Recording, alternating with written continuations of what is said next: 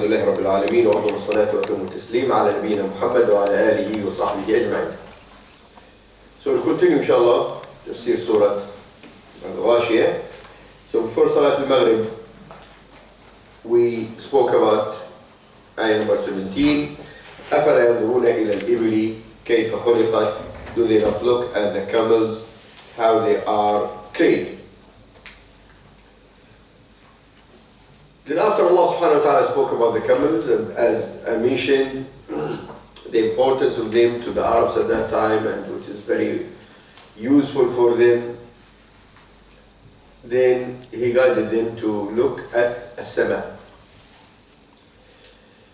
And as we've seen in the previous surah, that Allah subhanahu wa ta'ala, nearly in all the surahs, when He spoke about the proofs of the creation, He mentioned as-sama. And I just remind you the importance of as-sama for the Arabs at that time. So, because at that time they used to travel a lot, and at night the only way that they will know where they are going is through the stars. So as-sama plays an important role in their life, and they can see by their eyes how Allah subhanahu wa ta'ala created this massive sky without pillars, and they look at these stars, they cannot count them, and the system of the sun, the system of the moon, the system of the earth, the link of all of these things in a very beautiful way, a very constructive way. So Allah subhanahu wa ta'ala advising these people, look at this sama. Is it not a proof that there is a creator? Just think, if there is no sama, how can you travel? How you can see during the day? How can you see during the night? And in Allah subhanahu wa ta'ala in Surah Al-Qasas, He reminded the people, قل أرأيتم جعل الله عليكم الليل سرمدا إلى يوم القيامة من إله غير الله يأتيكم بضياء أفلا تسمعون. If Allah subhanahu wa ta'ala makes the night all the time until the day of judgment, who can bring you light? قل أجعلتم جعل الله عليكم النهار سرمدا إلى يوم القيامة من إله غير الله يأتيكم بليل تسكنون فيه. If Allah subhanahu wa ta'ala makes the day 24 hours, is there any other than Allah subhanahu wa ta'ala will bring night that you relax in it? So the day and the night is a ni'mah from Allah subhanahu wa ta'ala. And here again, when Allah subhanahu wa ta'ala reminded these people to look at the sky, it is a reminder to them, a reminder to us, to think about the greatness of Allah subhanahu wa ta'ala. How powerful, how great is Allah subhanahu wa ta'ala. And again, look at the system. How the system works without remote control, without computers, without nothing that we can see. Allah subhanahu wa ta'ala designed all these systems, and this system works perfect. Yesterday I was listening to the news, and they were talking about the climate, and you know, 5-6 years ago they were talking about there will be, the temperature will raise, and then all these mountains of ice in the north and the south will melt in, and there will be floods and all of these things. And after a lot of researches, they found that the climate change is a man-made. So what made this shake in the system is the human beings.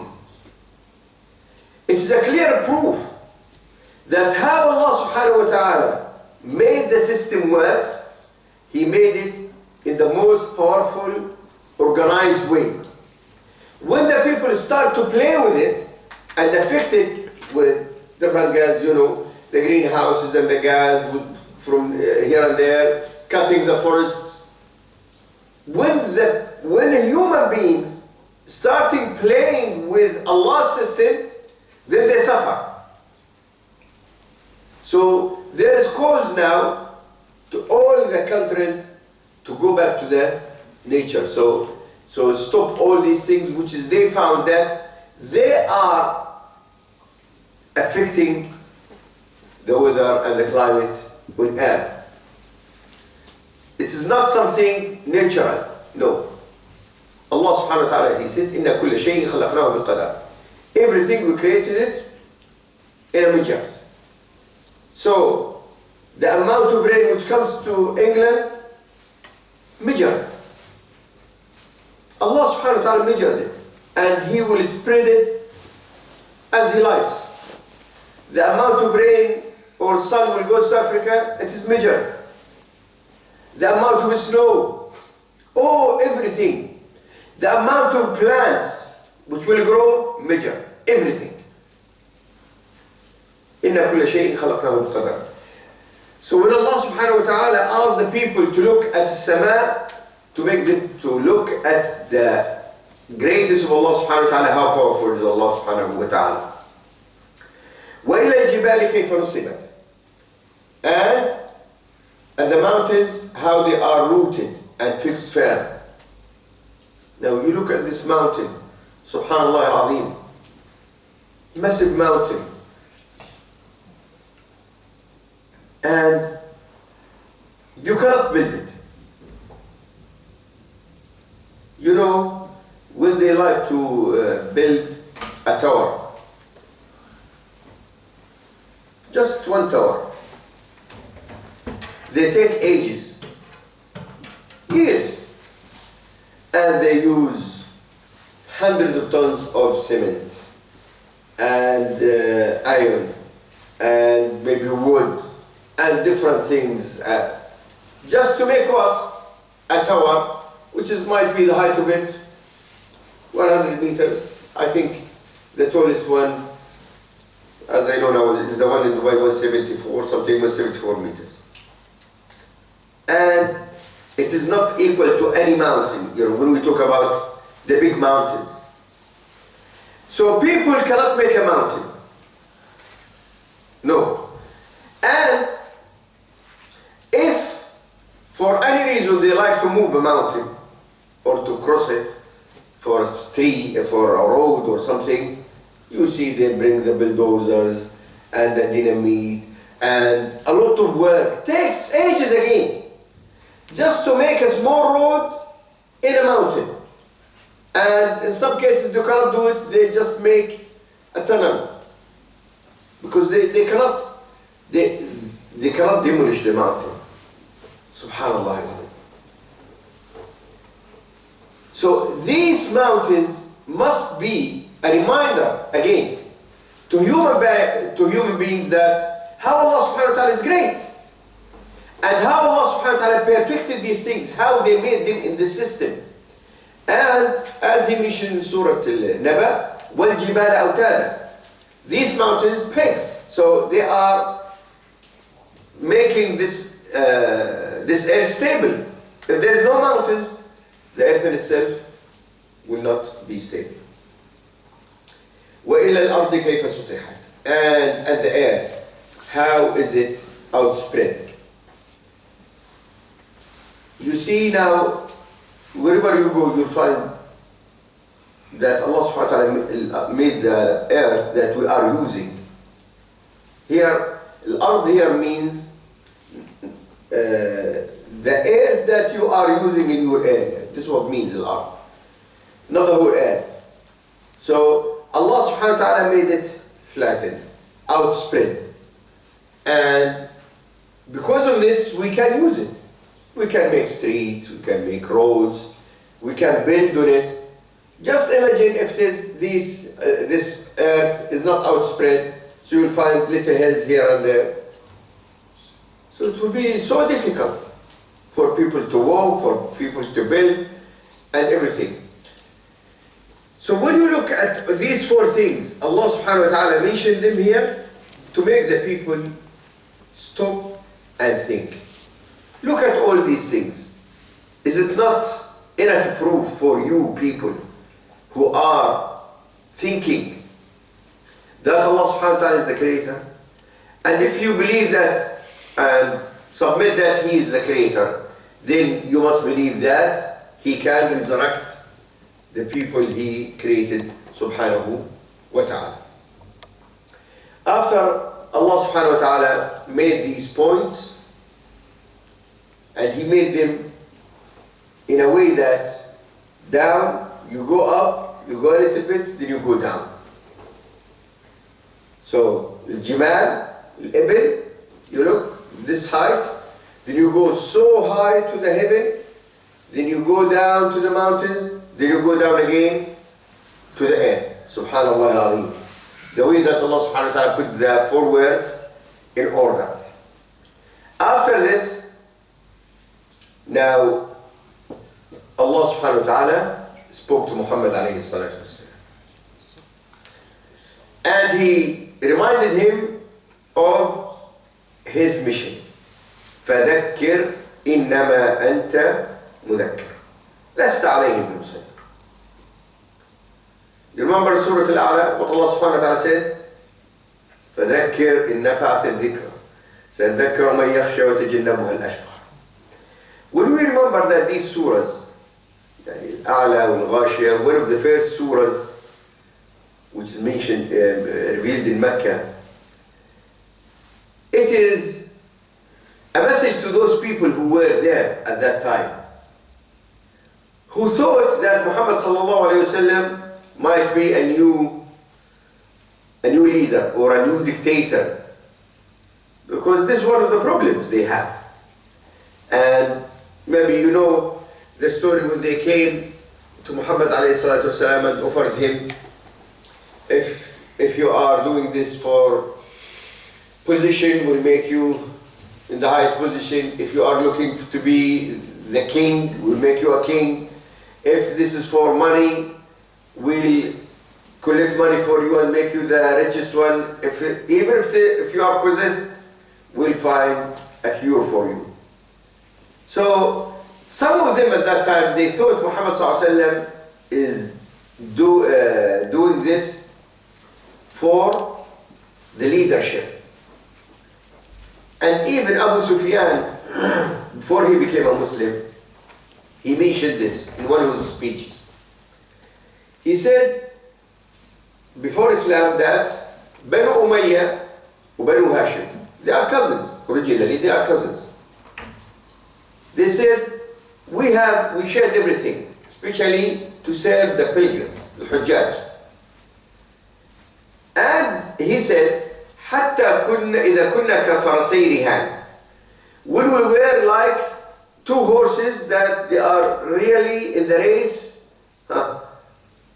neck to neck.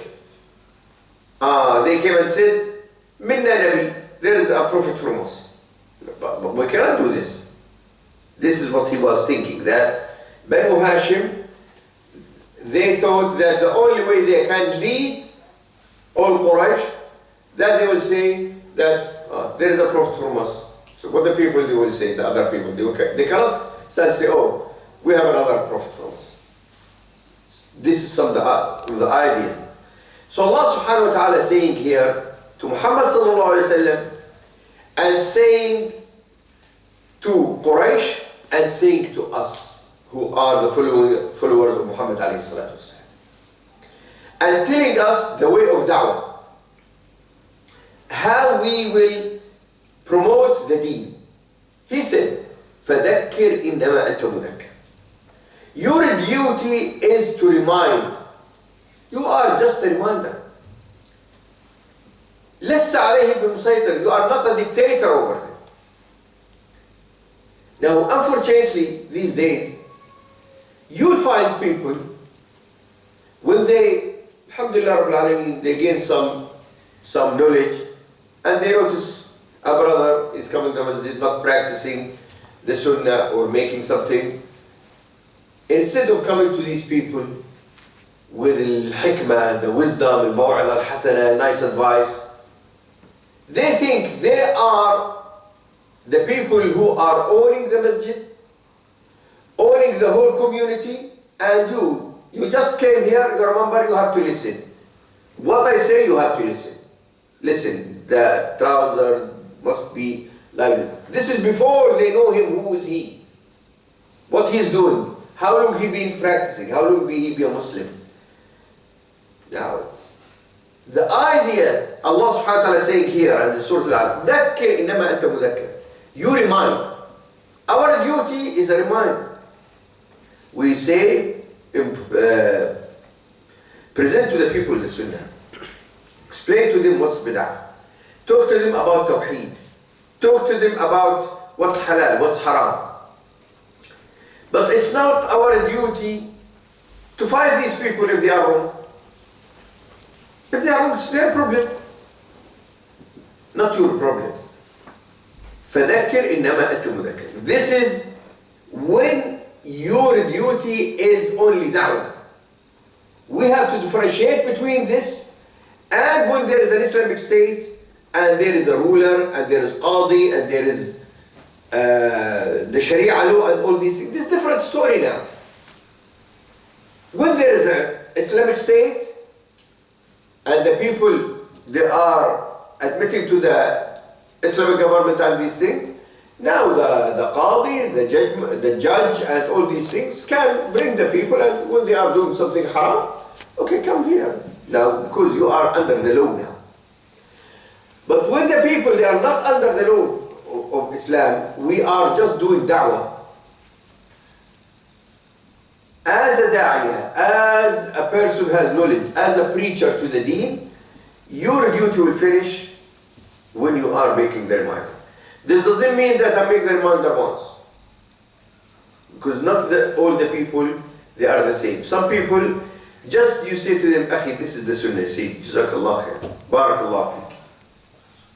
Alhamdulillah Rabbil Alameen that you advised me about the sunnah. Some people, they say, you say to them, this is the sunnah, they said, what's the problem with your bid'ah? Bid'ah is fine, there is bid'ah hasana, bid'ah sayyah. And I've been doing this for years. And do you think all these people who are praying in the other masjid, they are wrong and you are the only one who's right? So you'll find this. So the people, this is why Allah subhanahu wa ta'ala said about al-maw'idha, that ادعو إلى سبيل ربك بالحكمة والموعظة الحسنة. So there is people, just you show them the truth, they will listen. These people, al-hikmah works with them. There are some people, they need maw'idha. You have to explain to them more.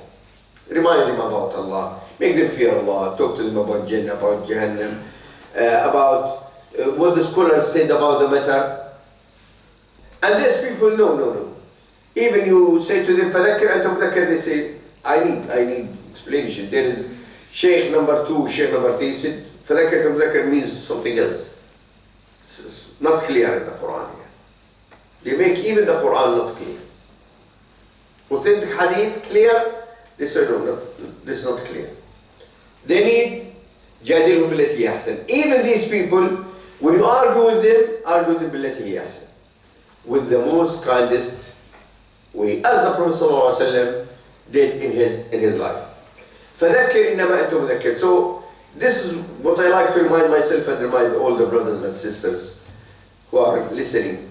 Our duty, while we are preaching our deen, while we are advising the people about the deen, we make tadhkir, remind the people about the deen. Now if the people listen, alhamdulillah Rabbil Alameen, that this means that this da'wah worked and the people listen. If that person doesn't want to listen, it's his problem or her problem. لَسْتَ عَلَيْهِمْ بِمُسَيْطِرٍ. You are not a dictator over them. Now, after you do the da'wah to the people, now, when you do it, what's the point of making da'wah to the people? You are trying to save them from the hellfire. This is the whole idea. Yani why Muhammad sallallahu alaihi wasallam spent 23 years, 13 of Mecca, in Mecca until in Medina?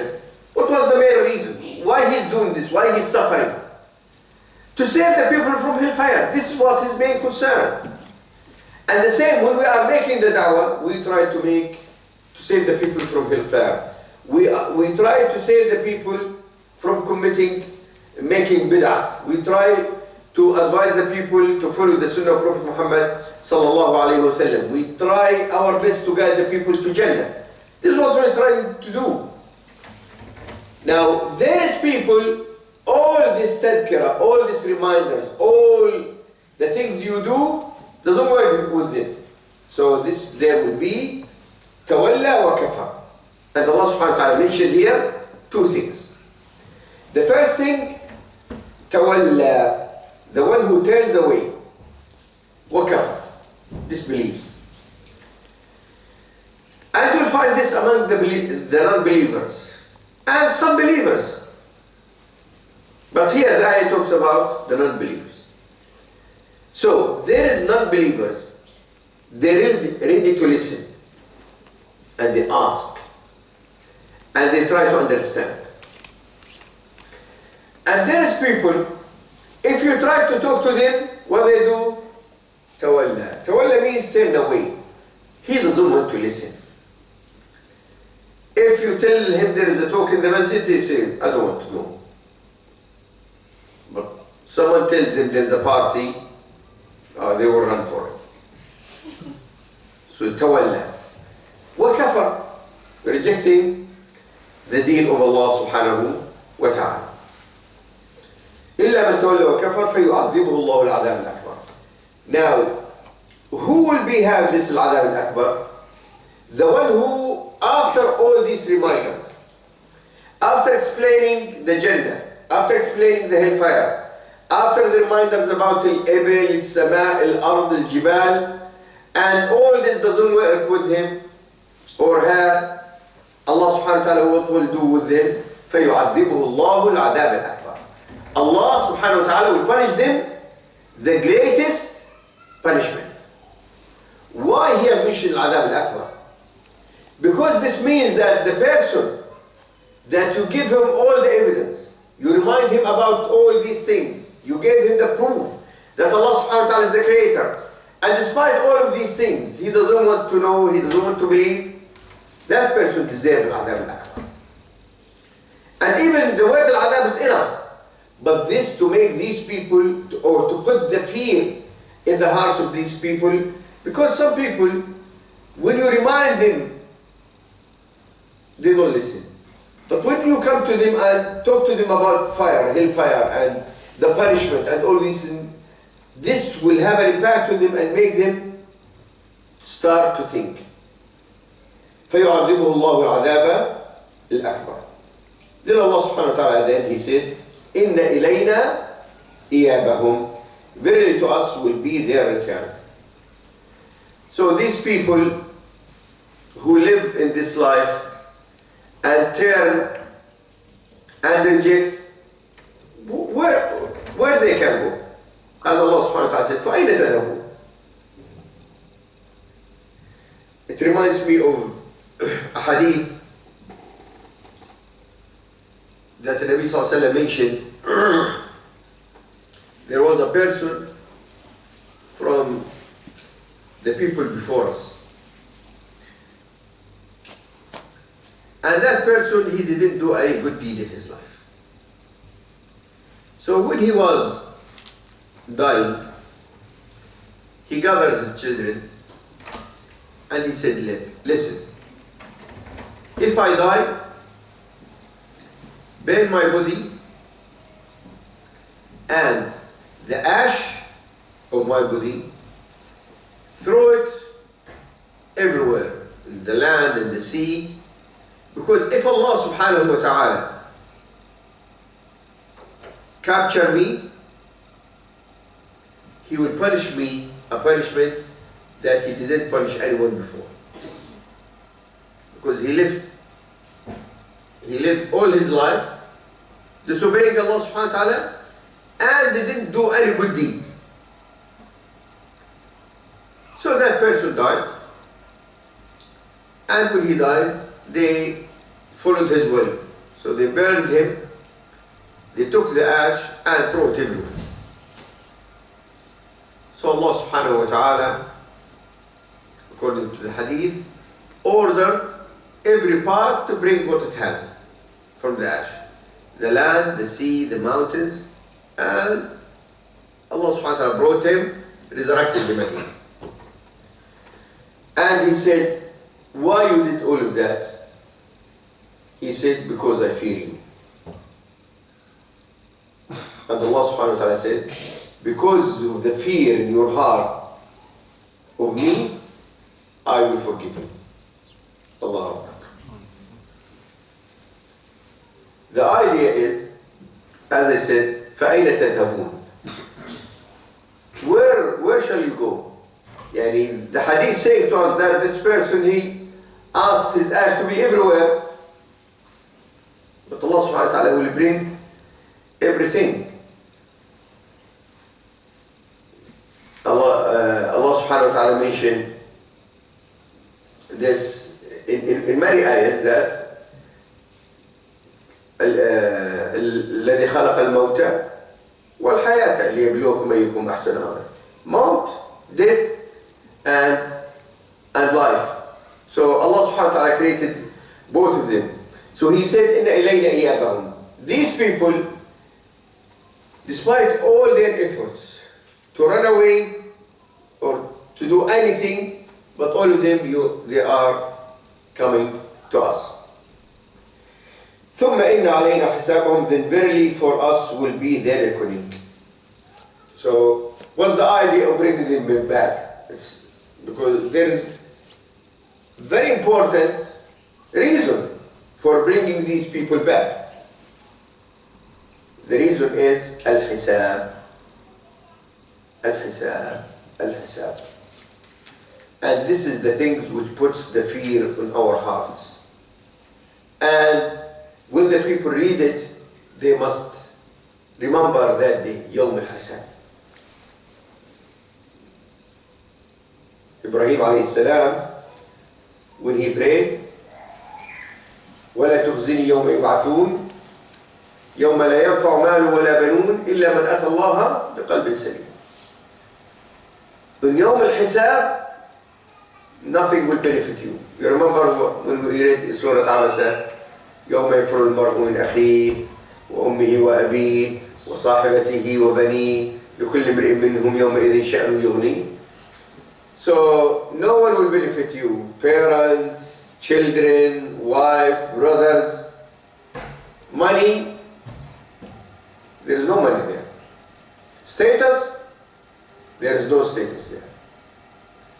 Friends, there is no friends. The only thing you have is your amal. I read the wisdom saying that there is a book, you are writing it by yourself.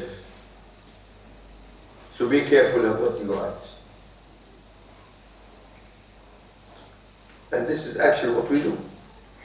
يوم القيامة فأما من أوتي كتابه بيمينه, the one who will have their book in their right hand. So the book that you will have, who wrote it? The angels wrote it, but who put the information in it, who did it? Ourselves. So this book, you fill the information. The angel only recorded. But all the information, what you said, what you did, who did it? Who said it? Ourselves. So al-hisab is very important thing that we have to think about it all the time. And on that day, Allah subhanahu wa ta'ala will say to us, كَفَى بِنَفْسِكَ الْيَوْمَ عَلَيْكَ حَسِيبًا. So you don't need people to question you now. You question yourself. And this is why Umar al-Khattab radiallahu anhu, he said, حَاسِبُوا أَنفُسَكُمْ قَبْلَ أَن تُحَاسَبُوا. hold yourself to account before you will be held to account. So this is why it's recommended for all of us to make hisab every day, or at least when you go to bed. Make a list. See what are the good deeds you did today.